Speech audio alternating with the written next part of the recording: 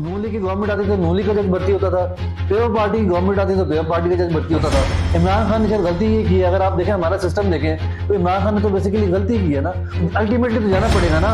वो कहते हैं कि वो बकरे की माँ कब तक खैर मनाएगी, वो अल्टीमेटली तो जाना पड़ेगा ना। ज़ियाउल हक भी तो नहीं जा रहा था, क्या 11 साल बाद इलेक्शन नहीं हुए? देखिए कुदरत का एक निज़ाम है ना, जब वो जुल्म हाथ से बढ़ जाता है तो अल्लाह ताला ने तो फिर अल्लाह ताला सुमोटो लेता है।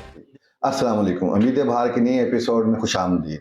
आज हमारे साथ मौजूद हैं फ़ाज़ सलीम, इनसे कुछ गुफ्तगू करेंगे। अस्सलाम वालेकुम। वालेकुम सलाम। देखिए, आज सारा दिन हमने देखा कि मुख्तलिफ जो गहमा-गहमी रही सियासी मंजरनामे पे, उसमें जो सबसे अहम जो चीज़ है जिस पे आज हमें आपसे बात करने के लिए आपको मदऊ किया है, वो ये कि कल जो सुप्रीम कोर्ट की डेट पूरी हो गई थी, जो उनको फाइनेंसिस के लिए सुप्रीम कोर्ट ने टाइम दिया था हुकूमत को, तो कल उन्होंने कमेटी में वो सारा बिल भेज दिया था इजाज़त लेने के लिए, और उस पे कोई कार्रवाई एज़ सच नज़र नहीं आई हमें। देखिए मैंने तो जैसे कल हम बात कर रहे थे तो मैंने कल ही मैंने आप लोगों को बताया था कि आप लोग जस्टिस बंदयाल पे ज़्यादा उम्मीदें वाबस्ता ना करें। आप लोग सोच रहे थे शायद 10 अप्रैल 2022 की तरह अब भी 12 बजे जो है वो अदालतें खुल जाएंगी और हुकूमत जो है वो ने जो फंड देने से इनकार किया है तो वो रातों रात अदालतें खुलेंगी। नहीं, और वो शायद तो ठीक है, नहीं खुली तो फिर आपके पास अवाम के लिए इस पूरे सिनेरियो में क्या हल है, क्या तजवीज़ है, क्या करना चाहिए, कहाँ जाएँ, किसका दरवाज़ा खटकें? देखिए मेरे ख्याल में तो इस टाइम किसी मुआवजे की दुआ करनी चाहिए। रमज़ान का महीना है, हम सबको अपने गुनाहों की माफ़ी मांगनी चाहिए और मुल्क के लिए दुआओं से ही चल रहा है पिछले 75 साल से। देखिए अब बदकिस्मती से आप देखें, लेकिन देखें एक फ़र्क आया है। पहले ये होता था कि पहले हमें पता ही नहीं था कि हमारी डायरेक्शन क्या है या हमें किस रास्ते पे चलना चाहिए।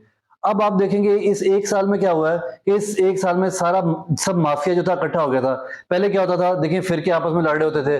फजलुर रहमान देवबंदी बन के सब्ज़ पगड़ी वालों से लड़ रहा होता था। वो आप पेपर पार्टी आग बन के, नून लीग पानी बन के वो आपस में लड़ रहे होते थे। अब सब वो कहते हैं ना एक ही सब में खड़े होके महमूदो यास। तो वो तो क्या मकसद सिर्फ एक्सपोज करना ही है, इसका कोई तदारक कोई नहीं? देखिए हमें पेशेंस से काम लेना चाहिए ना। देखिए वो कुरान में जैसे अल्लाह ताला कहता है कि सब्र करें और दुआ करें, तो अल्लाह ताला से नाउम्मीद नहीं होना चाहिए। और वो कहते हैं जब बिल्कुल अंधेरी रात होती है, इस टाइम अंधेरी रात है, हमें कोई कहीं कहीं से भी उम्मीद की किरण नजर नहीं आ रही।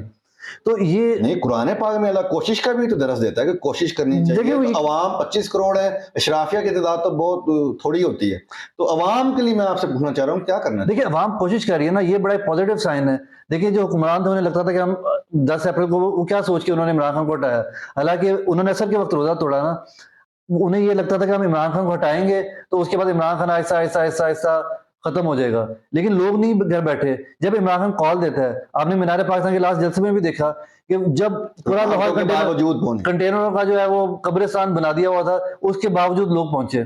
तो बात ये कि लोग तो नहीं थक रहे, लोग नौजवान, अब नौजवानों ने देखें नून लीग एक बात सोचनी चाहिए, ये लोग नौजवानों के दिलों में नफरत पैदा कर रहे हैं। हाँ, ये जो यंग जनरेशन घरों से निकल आई है, अब घरों में ऐसे तो वापस नहीं देखिए नफरत का, देखिए जब भुट्टो को फांसी दी गई तो उस जमाने के जो पढ़े लिखे लोग थे उन्हें एस्टेब्लिशमेंट से या उस जमाने के ज़ियाउल हक की वजह से एस्टेब्लिशमेंट से नफरत होगी।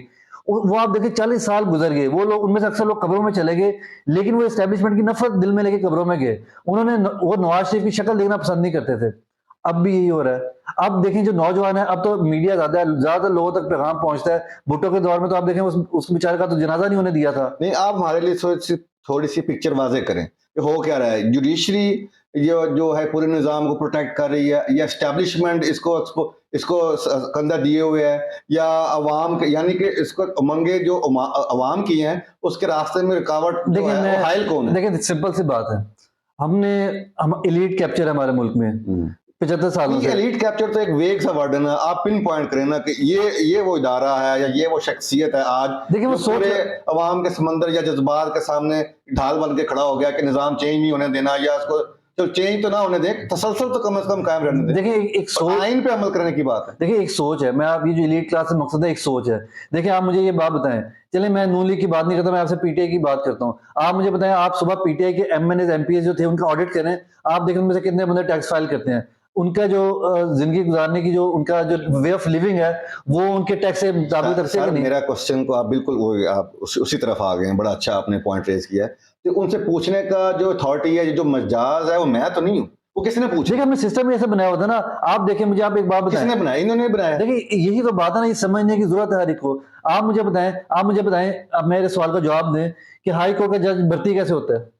कोई एग्जाम है बिल्कुल, ये जो सियासी भर्तियां होती हैं ये सारी, Exactly. और वही आगे सुप्रीम कोर्ट में चले एग्जैक्टली जाते हैं। वो पहले तो, अब तो थोड़ा सिस्टम हल्का सा बना है, पहले तो ये भी नहीं था। नून लीग की गवर्नमेंट आती तो नून लीग का जज भर्ती होता था, पेपर पार्टी की गवर्नमेंट आती तो पेपर पार्टी का जज भर्ती होता था। इमरान खान ने शायद गलती ये की है, अगर आप देखें हमारा सिस्टम देखें तो इमरान खान ने तो बेसिकली गलती की है ना, उसने अपने जज भर्ती नहीं की है और वही वो भुगत रहा है आज।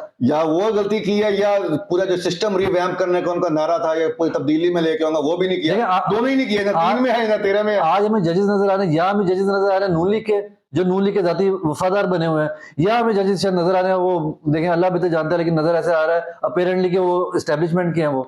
तो इमरान खान देखें, चलिए वो इमरान खान को तो आप छोड़ें, प्रॉब्लम ये है कि हमारा हर जगह पे हमने लूप होल्स बनाए हुए हैं, इलीट कैप्चर है। देखें अगर जज भर्ती होगा, अच्छा एक और बात है, आप एक चीज आप देखें, जज तो चले भर्ती होते थे, आपका ख्याल है उनमें से कोई एक आम मिडिल क्लास वाला जज भर्ती होता था? हर जज की बैकग्राउंड, जस्टिस बंदयाल है तो वो आप देखें कि वो बेटा किसका है, एक ब्यूरोक्रेट का। फाइज ईसा है तो वो बेटा किसका है, काजी ईसा का। तो आम बंदा किधर है? एक मिडिल क्लास जिसके दिल में मुल्क के लिए मोहब्बत है, सोच है, कुछ करना चाहता है, उस बेचारे को तो आगे नहीं आने दिया जाता। इसी तरह हर इदारे में आप बाकी इदारों की बात कर लें, सिवाय फौज के अंदर एक निजाम है, वहां पे फिर भी ये होता है कि किसी कोई मिडिल क्लास वाला बंदा जो है वो चीफ बन जाता है। आसिम मुनीर है, जस्टिस जनरल आसिम मुनीर है, उनको भी ये सोचना चाहिए। मैं तो कहता हूँ हमें उनसे उम्मीद करनी चाहिए, क्योंकि जनरल आसिम मुनीर जो है वो एक टीचर के बेटा है, वो किसी फाइज ईसा का या कोई फतेह बंदयाल का बेटा नहीं है वो। तो आसिम मुनीर को मिडिल क्लास वाली सोच के साथ दोबारा सोचना, उन्हें अकेले कमरे में बैठना चाहिए, उन्हें सोचना चाहिए मिडिल क्लास फैमिली के वो जो मसले मसाइल है उससे आगाह हैं। बिल्कुल वो आगे हैं, तो हम उन्हें इस चीज पर सोचना चाहिए। तो मसला ये है कि हमारा सिस्टम, आप इमरान खान की भी बात कर लें तो इमरान खान तो एक इलीट क्लास से बिलोंग करता है। मुझे आप बताएं, आज हमारे सिस्टम में आप हमारा शहबाज शरीफ को देख लें, जरदारी को देख लें, इमरान खान को देख लें, आप हमारे चीफ जस्टिस को देख लें, आप हमारे और फौज के अलावा आप किसी जगह को भी देख लें, तो वो हर बंदा आप देखें कि किधर से आया हुआ है, इलीट क्लास से। तो वो ये सिस्टम बदलना ही नहीं चाहते। देखिए मुझे आप एक बात बताएं, क्या इमरान खान ने 3 साल बड़ी कोशिश की कि टैक्स रिफॉर्म्स लेके आऊं, एफबीआई को चेंज करूं, आपके ख्याल में पीटीआई के एमएनएस चाहते थे कि वो चेंज हो जाए? अगर उधर कोई ईमानदार बंदा आता और वो आके पीटीआई के एमएनएस का ऑडिट खोल लेता तो उन्होंने तो नहल हो जाना था। नहीं, इस पूरे सिनेरियो में वंस अगेन मैं आपको, मेरा सवाल बार बार रिपीट हो रहा है, अवाम को क्या करना चाहिए? कि बस दुआएं और सब्र करके नहीं नहीं, देखिए अवाम को कुछ नहीं करना चाहिए। अवाम को देखें, दुआ और सब्र के बाद आपने जो जद्दोजहद की बात की है, अवाम को पहले नंबर पे बुनियादी सोच है उसको अवाम को अडॉप्ट करना चाहिए कि हमने किसी ना इनको तालीम की सूरत क्या कोई फैसिलिटी मौजूद है, ना सेहत की है, ना जॉब अपॉर्चुनिटी है। नहीं देखिए, एक अल्लाह ताला ने ना, जब अल्लाह ताला ने इंसान को पैदा किया ना, तो अल्लाह ताला ने सही और गलत की इनके तमीज, रहमो करम पे है वहाँ। नहीं सही और गलत की तमीज अल्लाह ताला ने इंसान को दिया है, अगर वो सोचना चाहे तो। जैसे आपने जिक्र किया 9 अप्रैल को इमरान खान को निकाला गया, तो उस वक्त अवाम के वो मकबूल तरीन लीडर नहीं थे, इसी वजह से उन्होंने अटेम्प्ट किया उनको निकालने की, 9% पे थे। लेकिन अवाम ने कहा कि काम गलत हुआ है, बेशक उसको निकालने का हक अवाम का है। हमारे पास जमहूरियत, इस्लामी जमहूरियत पाकिस्तान है ना, जमहूर में अवाम को कहते हैं। तो अवाम ने कहा कि उसको निकालने का या उससे सवाल पूछने का हक हमारा है, हम उसको निकालें या दोबारा चांस दें उसको। गैर आईनी तरीके से क्यों बाहर निकाला गया, इसी के रद्द-ए-अमल में बाहर निकले ना। वैसे तो उनकी रेटिंग 9% थी, लेकिन अवाम ने तो अपना शो कर दिया। अब उसके बाद अवाम इनके रहमो करम पे। देखिए आपने बड़ी जबरदस्त बात की है, रहमो करम पे नहीं है। देखें वो मौका आएगा इलेक्शंस में, आप एक मैप देखें, अवाम भाई इसलिए तो इलेक्शन में नहीं जा रहे वो। देखें अल्टीमेटली तो जाना पड़ेगा ना। वो कहते हैं कि वो बकरे की माँ कब तक खैर मनाएगी, वो अल्टीमेटली तो जाना पड़ेगा ना। ज़ियाउल हक भी तो नहीं जा रहा था, क्या 11 साल बाद इलेक्शन नहीं हुए?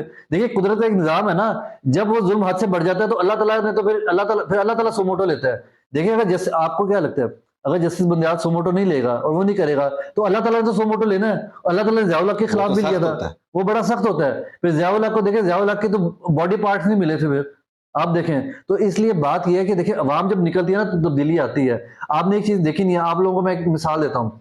जहांगीर तरीन, जिसकी अपेरेंटली बड़ी अच्छी रेपुटेशन है, वो अपने हल्के में बड़ा जबरदस्त काम भी कराता है, फ्लाई काम करता है, जो कि बड़ी एक अच्छी बात है। लेकिन आपको पता है वहां उसके हल्के में इलेक्शन हुआ, उसने 3rd नंबर पे भी नहीं, 3रे नंबर पे वो आया।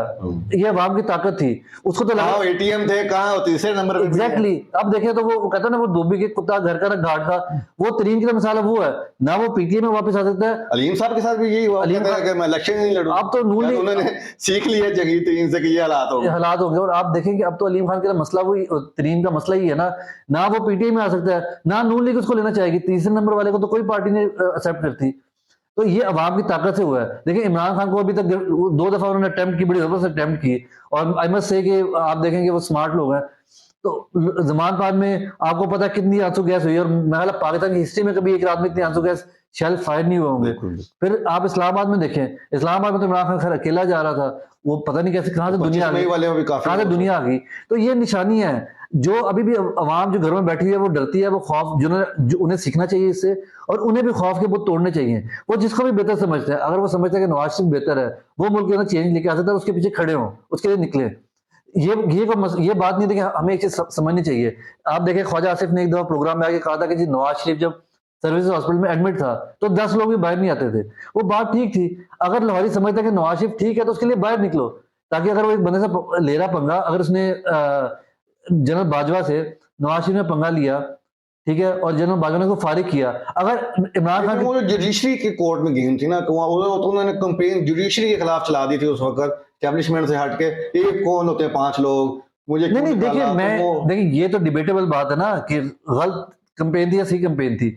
मैं ये कह रहा हूं कि जिसको आप सपोर्ट करते हैं, आपको देखें, नहीं, सपोर्ट तो खड़े होने वाले बंदे को देखिए किया जिन्ना जाता है ना। देखे ना, ये देखें, यहाँ पे आप अवाम को इस कसूरवार नहीं ठहरा सकते। तो आज इमरान खान के साथ अवाम इसलिए है कि वो डट के खड़ा है, उस पर कातिलाना हमला हुआ तब भी खड़ा है। तो नवाज शरीफ तो 10 दिन में भागे जेल से, लेकिन देखिए बिल्कुल आपकी उसके बाद वापस 4 हफ्ते के लिए गए थे, आज 4 साल होने को है। देखिए लेकिन लोगों ने वोट तो दिया ना। अगर लाहौर में आप देखें 2018 के इलेक्शन में, तो नून लीग ने ऑलमोस्ट स्वीप किया। मेरे कहने का मकसद ये है कि जिंदा कौमों की तरह जैसे आप फ्रांस में देख रहे हैं, जिस भी इश्यूज पे आपको समझता है कि गलत हो रहा है, लोगों को बाहर निकलना चाहिए। हाँ, और फ्रेंच रेवोल्यूशन है या ईरानी रेवोल्यूशन है, लोगों ने निकल के देखिए अवाम की ताकत के सामने ना कोई फौज, ना कोई पुलिस, और कोई आगे खड़ा नहीं हो सकता।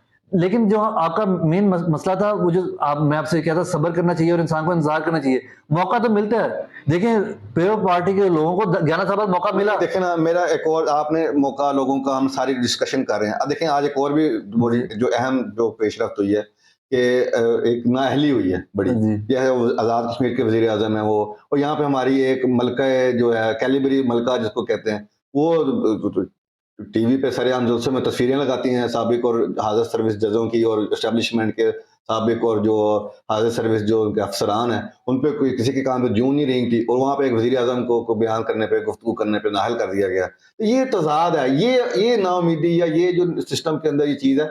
मैं उनको नाअहली पे कोई, मैं ये नहीं कह रहा क्यों किया या नहीं किया, मैं कह अगर एक जो कानून है, एक हथौड़ा है, वो सारों पे चलना चाहिए ना। देखिए यही तो प्रॉब्लम है, मुनाफकत है। मैं इसको एक लफ्ज में कहूंगा, मुनाफकत है। एक बंदे के लिए और कानून है, दूसरे बंदे के लिए दूसरा कानून है। आपने बिल्कुल बात सही की कि अगर आजाद कश्मीर के प्राइम मिनिस्टर ने कंटेम्प्ट की थी और वो नायल हुआ, तो बड़ा अच्छा प्रेजेंट सेट किया उन्होंने। यही तो गिला है ना कि हमारा मसला ये है कि जब देखें, अब उसमें भी कुछ लोग बातें कर रहे हैं।